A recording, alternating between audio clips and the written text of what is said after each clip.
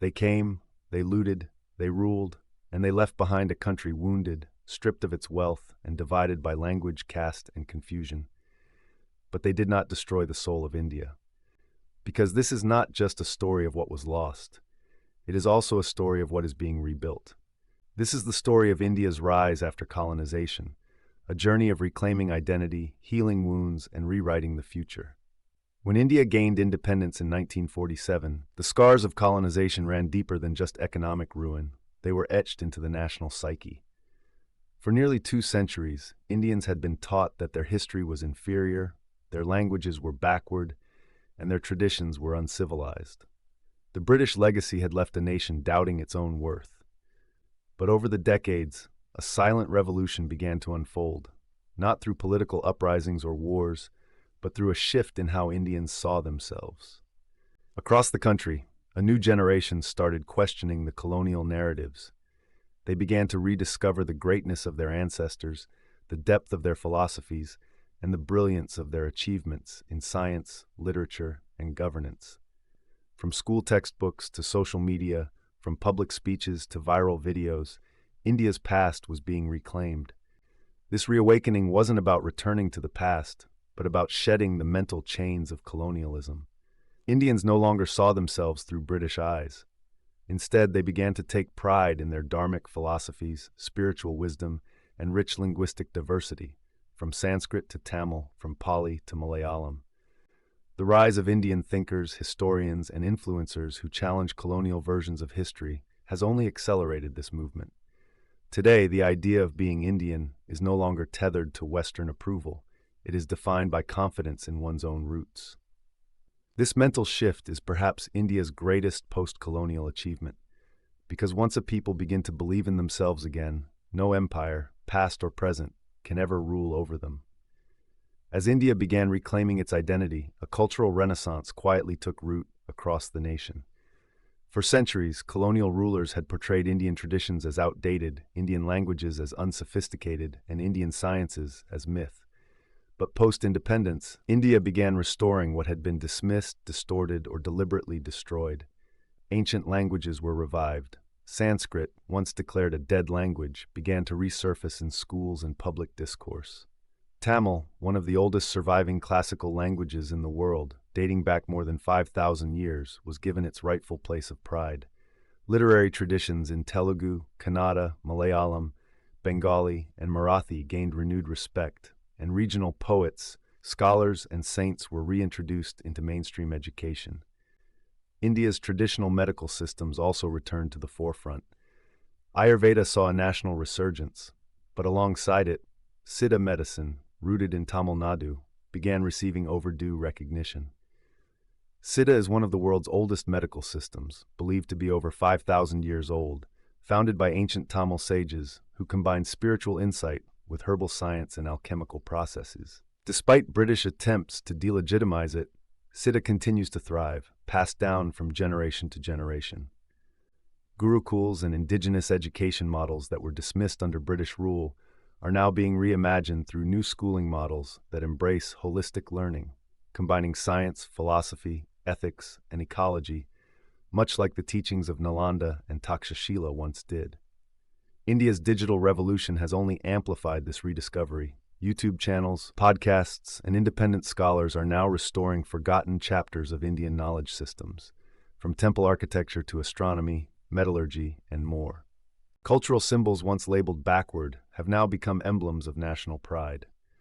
From yoga and meditation to Bharatanatyam and Kathak, from folk art to classical music traditions like Carnatic and Hindustani, India is no longer apologizing for its heritage.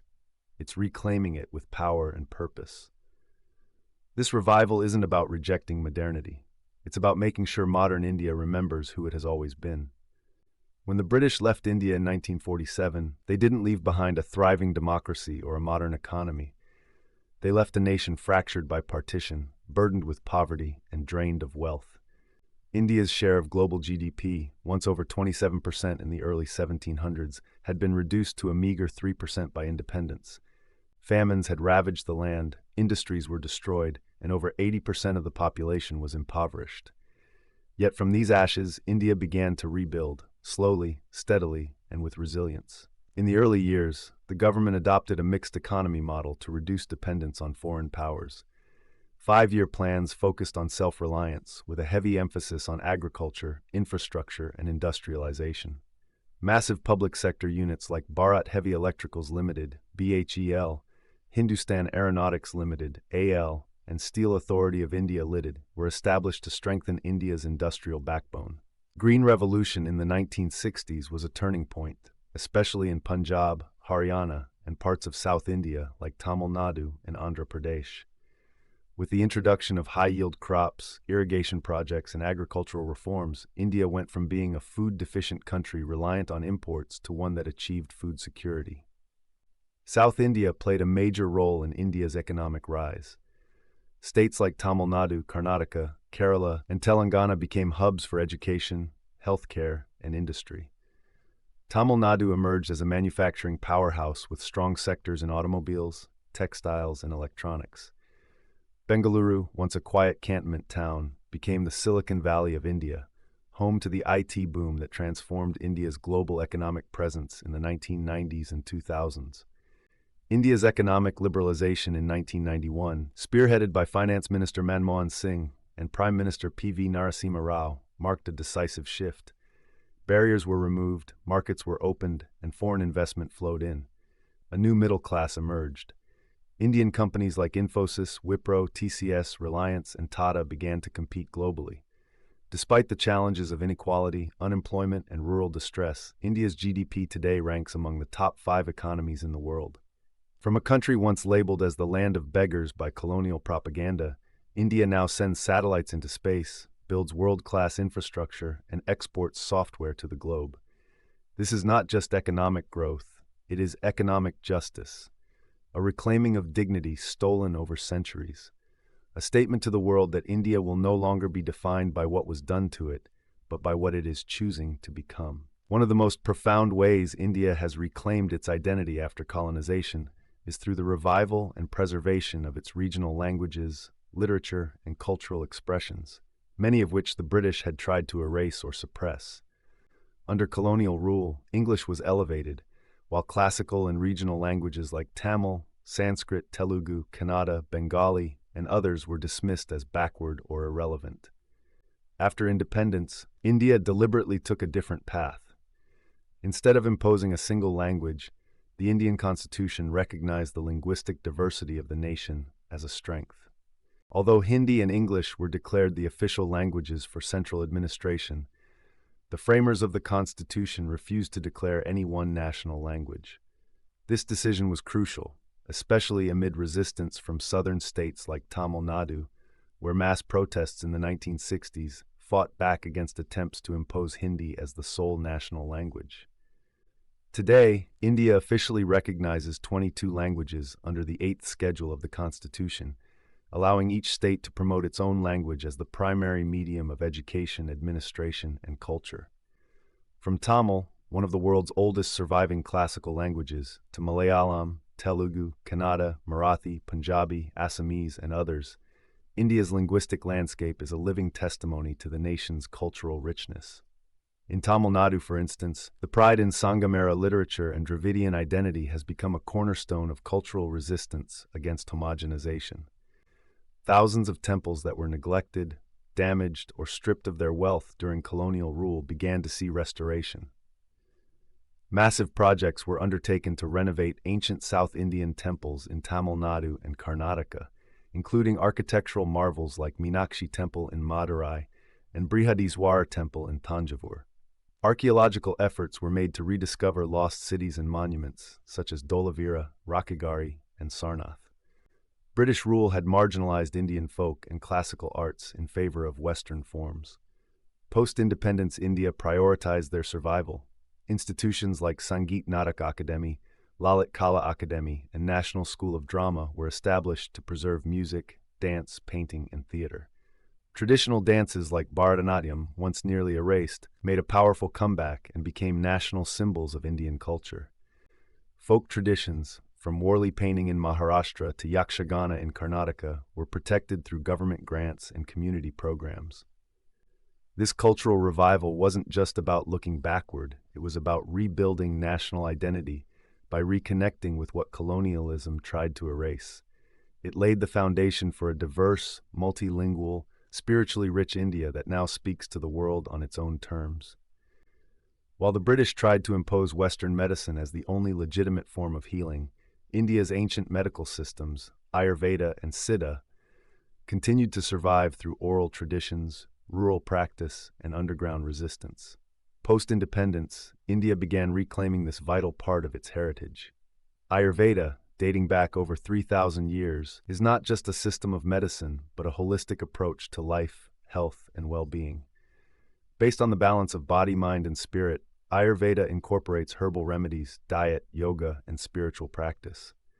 It had been sidelined under British rule, which viewed traditional knowledge systems as unscientific.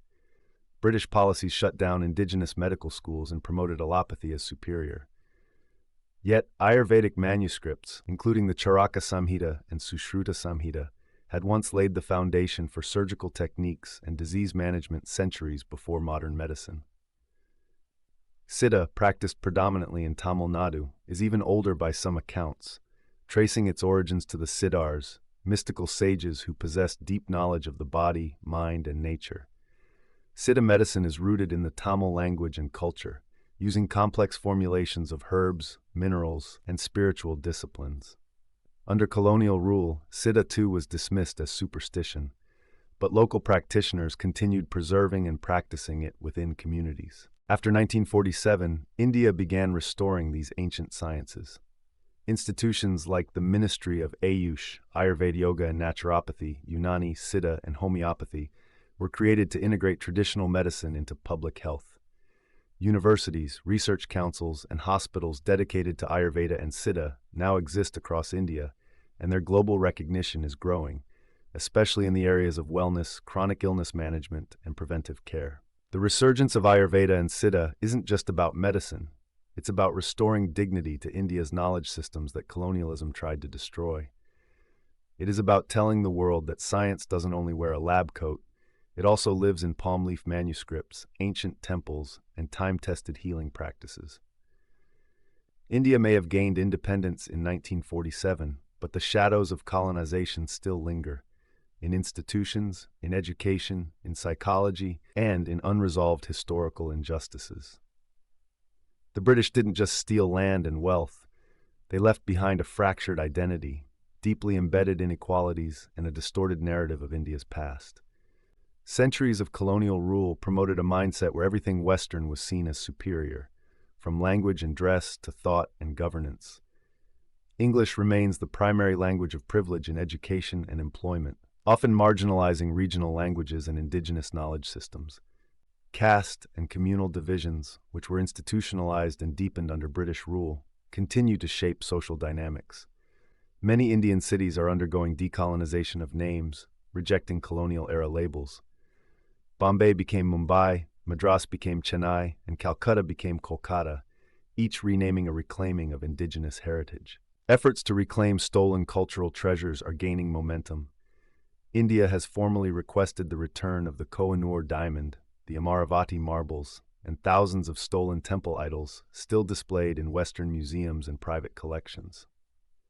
There is a growing push to rewrite history textbooks to include freedom fighters from South India, tribal leaders, and women warriors who were sidelined by colonial and even post-colonial narratives. The process of decolonizing the mind, a phrase popularized by African scholar Ngugi wa Thiong'o, has taken root in Indian academia and cultural discourse. Scholars and citizens alike are reevaluating everything from curriculum to media through a post-colonial lens. Films, books, and public exhibitions are increasingly focusing on unsung heroes, forgotten resistance movements, and pre-colonial Indian achievements to offer a more complete narrative. Healing from colonization is not just about remembering the pain. It is about reclaiming agency, dignity, and truth. The work is not finished, but it has begun. Despite centuries of exploitation, destruction, and psychological warfare, India is rising, not by mimicking its colonizers, but by reclaiming its identity, history, and civilizational depth. From being reduced to under 4% of global GDP at the end of British rule, India is now the fifth largest economy in the world, and on track to break into the top three. India leads in space exploration, with missions like Chandrayaan-3 landing near the lunar South Pole and Mangalyaan reaching Mars on a budget smaller than many Hollywood movies. It is a global IT hub, home to tech giants, innovation, and a booming startup ecosystem.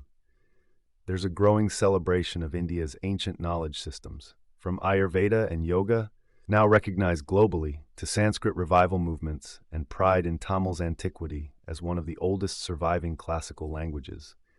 Films, music, art, and literature in regional languages are reaching global audiences, showcasing the diversity and creativity of India beyond the shadow of English.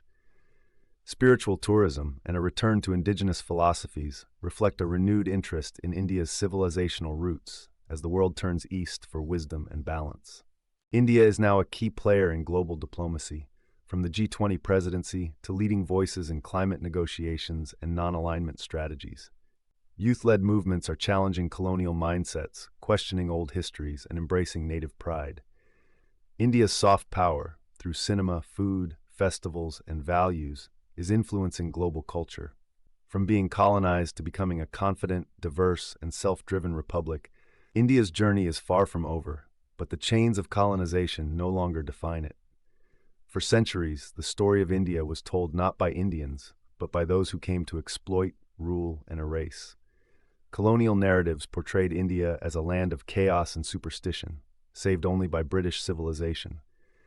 These stories were not innocent. They were weapons. They justified plunder. They silenced resistance. And they erased centuries of glory. But today, that silence is being broken. Filmmakers, educators, digital creators, and historians are telling stories of unsung freedom fighters, forgotten dynasties, and hidden atrocities. Platforms like YouTube, podcasts, and documentaries are enabling people to challenge Eurocentric history and highlight regional contributions, from Tamil warriors and Kerala naval powers to tribal revolts in Jharkhand and Odisha. Folk traditions, oral histories, and indigenous art forms, once dismissed as myths, are now being recognized as vital sources of truth. Storytelling is no longer a luxury. It is an act of resistance. It is how we reclaim memory, dignity, and the right to define who we are. Some ask, why revisit the past? Why reopen wounds? But remembrance is not about blame. It is about truth. We remember so the lies don't continue. We remember to honor those who were silenced. We remember so history doesn't repeat itself. When a people forget their past, they become easy to manipulate. When a country forgets its heroes, it builds statues for oppressors. When a civilization forgets its own voice, it starts to speak in borrowed ones. India is not rising because of colonization. It is rising despite it. And it will rise further when every Indian knows the truth, feels the pride, and carries the legacy forward, not with bitterness, but with courage, knowledge, and unity. The colonizers came with flags and lies. They said they were bringing civilization, but they dismantled one. They said they brought progress, but they left behind poverty. They claimed to save India, but they looted its soul. But here we are. India survived. India resisted. And India is rising, not as a copy of the West, but as a civilization that never truly broke, only bruised. We've exposed how India was looted, how its people were divided, how its stories were stolen, and how generations of unsung heroes fought back, not just with weapons, but with language, art, medicine, philosophy, and memory. And now we reclaim our story. We remember our true identity. We correct what was erased. Because remembering is not dwelling on pain, it's honoring strength, it's restoring dignity, it's reclaiming truth. Let the world know, India was not made by the British. India is not rising because of colonization. India is rising because it remembers who it truly is. If this journey moved you, inspired you, or opened your eyes, don't let it end here.